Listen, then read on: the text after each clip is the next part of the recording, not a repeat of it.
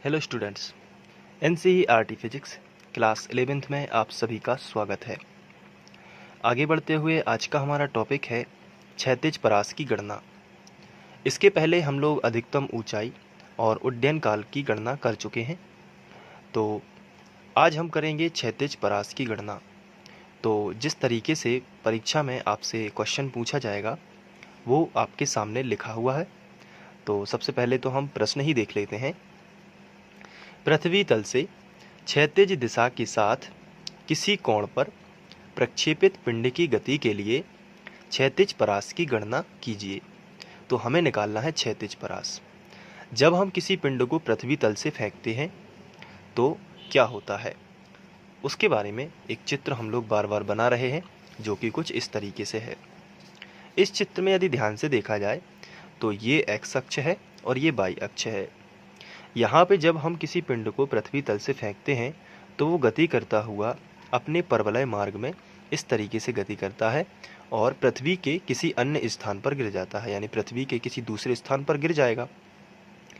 तो ऐसी स्थिति में पिंड जो समय लगाता है इस गति के दौरान, उसे हम उड्डयन काल बोलते हैं। इसके पहले हम उड्डयन काल तो पढ़ चुके हैं।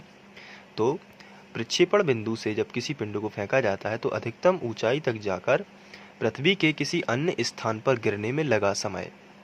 प्रक्षेपण बिंदु से पिंड को अधिकतम ऊंचाई तक जाकर पृथ्वी के किसी अन्य स्थान पर गिरने में लगा समय उड्डयन काल कहलाता है।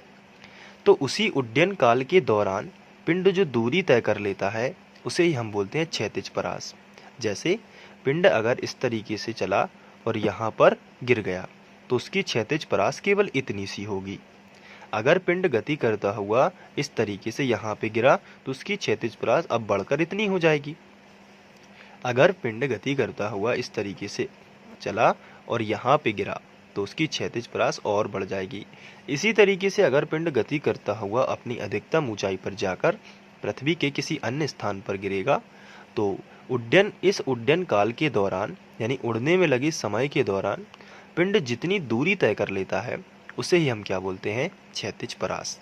तो असल में क्षैतिज परास दूरी ही तो है, तय की गई दूरी। किसके द्वारा तय की गई दूरी है? पिंड के द्वारा, और अपने उड्डयन काल के दौरान।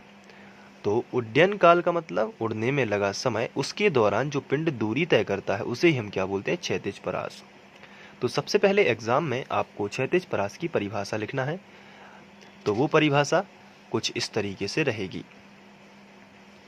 तो क्षैतिज परास की परिभाषा देख लेते हैं, क्या आपको याद हुई कि नहीं हुई। देखते हैं।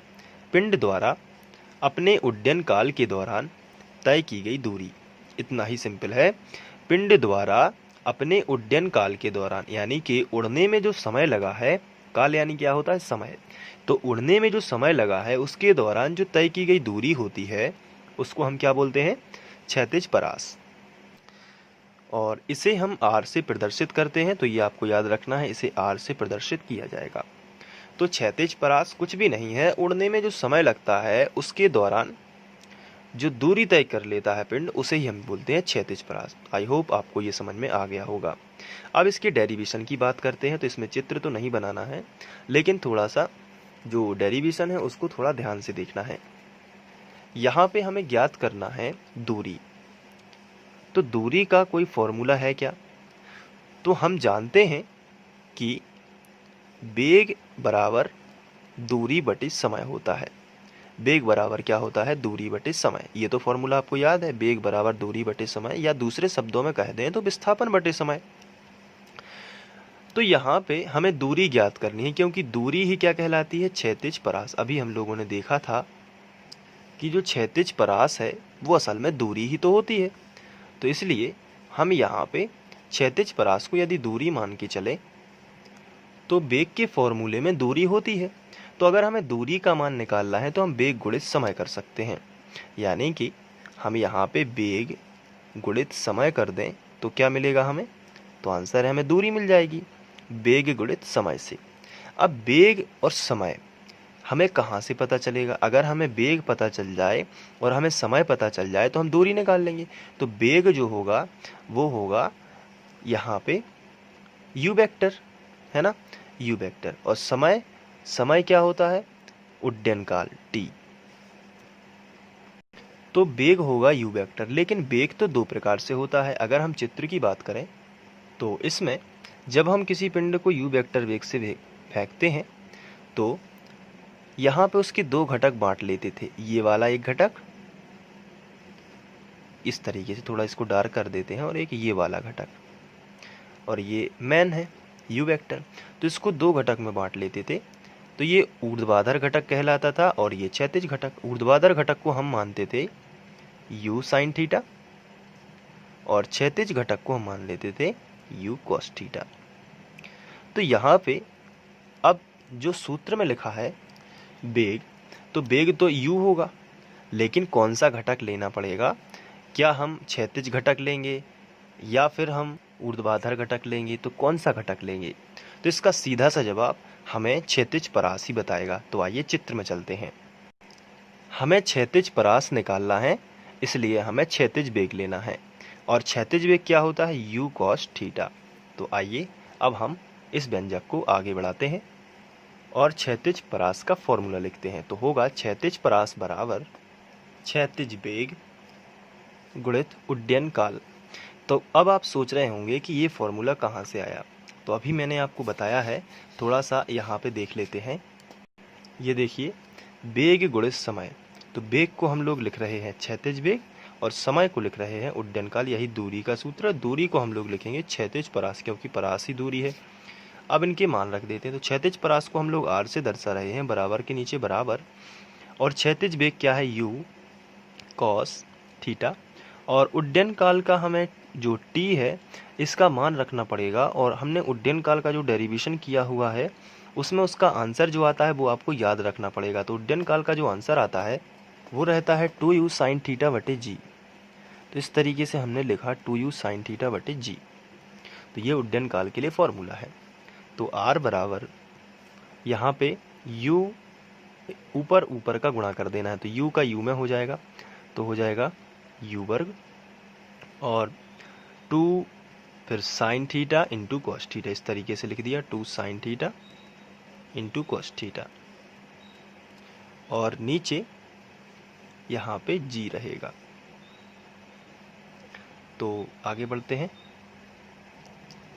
r बराबर u वर्ग, यहाँ पे देखिए 2 sine theta into cos theta है, तो इसका फॉर्मूला होता है साइन 2a। जब भी इस तरीके से 2 sine theta into cos theta है तो 2 sine a into cos a होता है साइन 2a। तो u वर्ग साइन 2 थीटा हो जाएगा, तो 2 थीटा, ये इतने का इतना ये फॉर्मूला रहेगा बटे g। इसको याद कर लीजिए, चूँकि 2 sine theta into cos theta बराबर साइन 2 थीटा ये फॉर्मूला होता है। तो इस तरीके से ये क्षैतिज परास आ जाएगा। अब यदि हमें अधिकतम फेंकना है तो हमें थीटा 45 रखना पड़ेगा। तो हम लिखेंगे अधिकतम क्षैतिज परास के लिए, अधिकतम क्षैतिज परास के लिए थीटा बराबर 45 डिग्री। तो यहाँ पे 45 का मान रख देते हैं। तो r बराबर u वर्ग साइन 2, और थीटा की जगह पर रख देते हैं 45, और नीचे आ जाएगा g। तो साइन 45, यहाँ 45 दूनी 90 हो जाएगा, तो u वर्ग साइन 90, और नीचे g। तो साइन 90 का मान कितना होता है? तो अब जानते हैं 1 होता है, तो आ जाएगा u वर्ग बटे g। इसे हम लिख सकते हैं r मैक्स, यानी कि r मैक्सिमम, यानी कि अधिकतम। ये हमने लिख दिया। यही हो जाएगा क्षैतिज परास के लिए। अब आप चाहें तो इसे नोट कर सकते हैं, इसके लिए मैं आपको स्क्रीनशॉट दे देता हूं।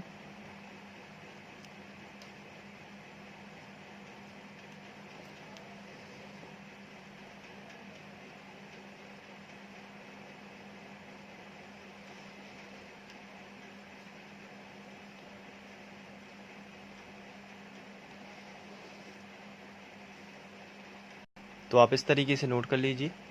आशा करता हूं कि आप लोगों को ये समझ में आ गया होगा। और इसी तरीके के वीडियोस देखने के लिए आप फ्री ऑनलाइन कोचिंग की प्लेलिस्ट पर जाकर वहां से क्रम अनुसार अध्ययन कर सकते हैं। Thank you.